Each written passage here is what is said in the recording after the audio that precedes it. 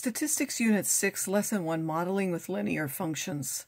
So in this lesson, we want to find scatter plots and decide if a linear model is appropriate, find the least squares regression model when it's linear, test if the linear relationship is significant, and then use correlation coefficient, R-squared values, and residuals to assess the fit of the model. So sometimes a relationship between two quantitative variables, x and y, can be given a function where we want to predict the y values from the x values. We first begin with data that can be modeled by a linear function. We enter the data, we put x in list 1 and the y in list 2, where the y is the one that we want to predict.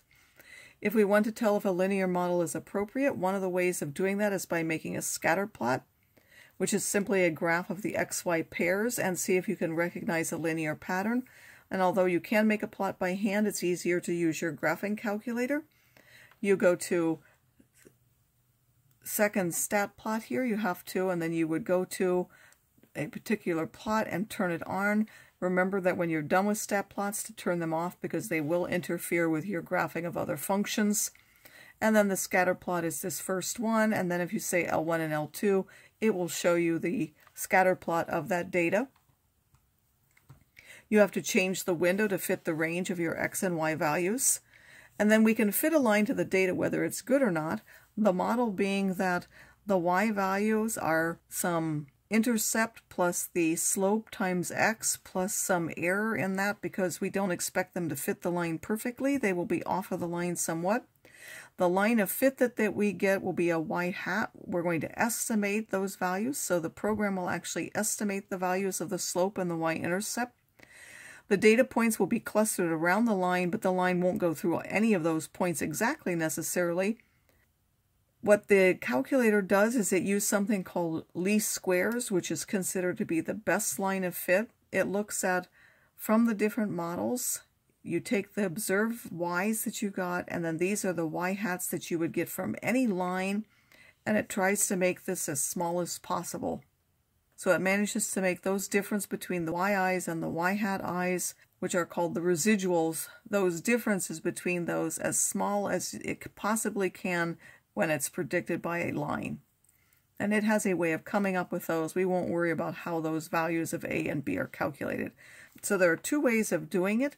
You can go to Stat and go to Calculate, and you can calculate linear regression, but because we want to test for a significance, you can also go to LinRegTTest, which is here, and it will calculate the line for you as well as give you a test statistic that we're going to use for other things. So you can just go immediately to Stat Test, choose option LinRegTTest, which is option E for the TI-83, I think, or F for the TI-84. You're going to specify the X and Y's list, and then whether the alternative for a test is about beta or the row. Specify the Y variable, and then you can tell where you want that stored, which you go to vars, Y vars, and then the function to choose where you want the equation of that to be stored so that you can then show it on your scatter plot or whatever. And then you would choose calculate. The output from this are the point estimates of alpha and beta, which are A and B, along with the results for a test of whether the linear relationship is significant or not. So when you look, you might think it's linear, but whether that linear relationship is important or not is given by this test. We want to test the null hypothesis that beta is 0 against usually whether it's different from 0, and that's this test statistic, which is b minus 0 over s over the square root of s xx, which is simply the sum of the differences of the x's, almost like the variance for the s, for the x variable, and then the p-value for this test. The statistic has a t-distribution with the given degrees of freedom. LinRegTTest also will output a value of r known as the correlation coefficient, which is an estimate of the population correlation coefficient rho. That correlation coefficient always varies between -1 and 1, the sign giving the type of the correlation, either positive or negative. Positive is when if x increases, y also increases, and it will be negative if as x increases, y will decrease. So positive correlation will go with a positive slope on a line, and a negative correlation would go with a negative slope of the line, and then no correlation would be a random scatter of points. The closer that correlation coefficient is to either 1 or -1, the stronger the linear relationship is, and the closer that scatter points are to a line. So we're going to use the following sort of to describe that linear relationship. We will use the word strong if the absolute value of R is above 0.75, moderate if it's between 0.5 and 0.75, and weak if it's below 0.5. Correlation, again, only says that they're related. It doesn't imply a cause. There could be some other variable that we didn't take into account that is the cause of both of them at the same time. Other notes, correlation has no units. R-squared's value doesn't change if the variables are converted to different scales, like if they're in inches or feet, and the value of R is the same if X and Y are switched. The value of R is greatly affected by outliers. Now, the coefficients would be changed for A and B if we switch the X and Y, but the value of R won't. It's independent of which one is the independent variable and which is the dependent, but the values of our A and B would. Now, one of our goals that we want from a model is we usually want to predict the values of Y from the values of X. So when we have our equation y hat equals ax plus b, we're going to predict. Now we took data for some x's. That is called the domain of the model, is between the minimum and the maximum x that we looked at. Interpolation is when we use it to predict for values inside that domain, and if we move outside of that domain, that's called extrapolation, and extrapolation is not as reliable because we didn't take any data for something outside of the domain.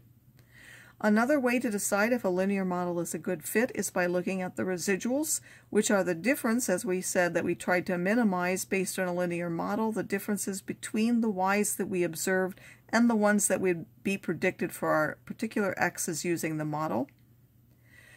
We can get that by letting L3 be LResid by selecting, we go to list and then names and resid, and this will allow L3 to be that column of residuals for whatever model we fit. So we would choose the x is still in L1, but our y's now would be the L3 column. If it's a good fit, we should see a random scatter of points, a residual plot like this, where it's just a random scatter. If we were to see a pattern in that residual plot, like if it were a curve pattern, that might mean a quadratic model was important or some other model. So in this example, for a random sample of college freshmen, data on the mathematics achievement test score and the final calculus grade was taken.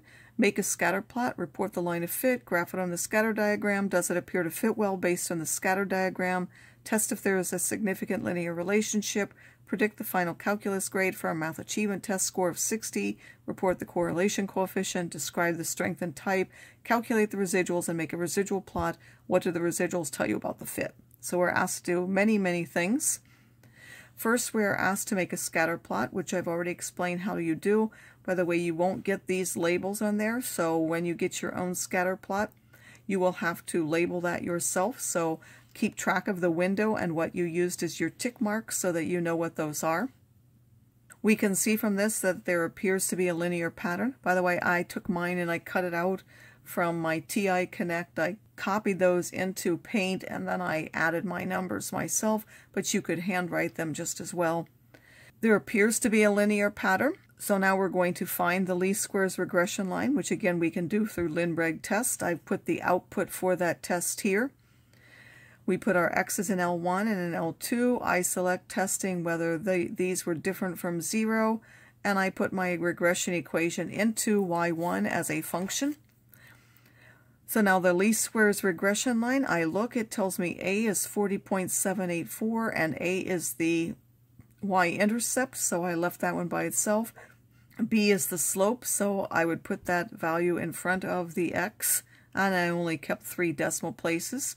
Then I also plotted that point again, so I did the scatter plot again, only this time since I had stored that in y1, when I push plot again, it automatically put that, and it appears that it fits well based on that. Our line goes through the points.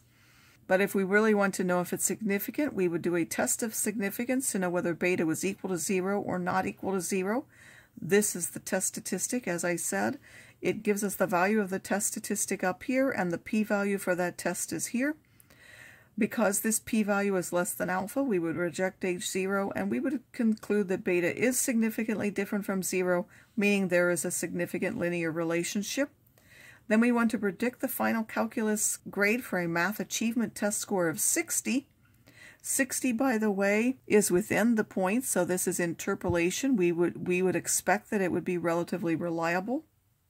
So if someone had a 60 on the math achievement test score, you can go and get the variable y1 and put 60, or you can simply type this out yourself and then multiply by 60. Again, we can do that because we saved y1, that equation in y1, so we can go to variables and get that again.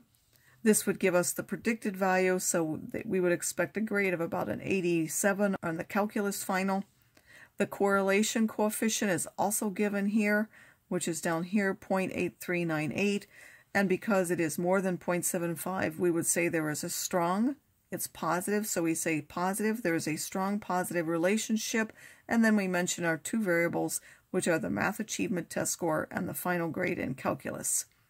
For the residuals, here I have L1 and L2, and you get L3 by going to the list and then names and picking out resid. So you go up to the L3 column and make sure that it says resid and push equals, and it will give you this, and it will use the last thing that you use for regression for that. So make sure that if this will be the one you want is always the last one, it will give you those residuals.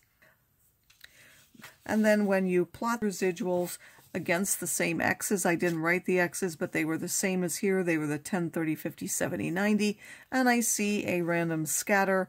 The linear model appears to fit well since the residual plot shows a random scatter of points, and I have shown you that I picked the same x's, so again, make sure that you know what you're doing for your x's.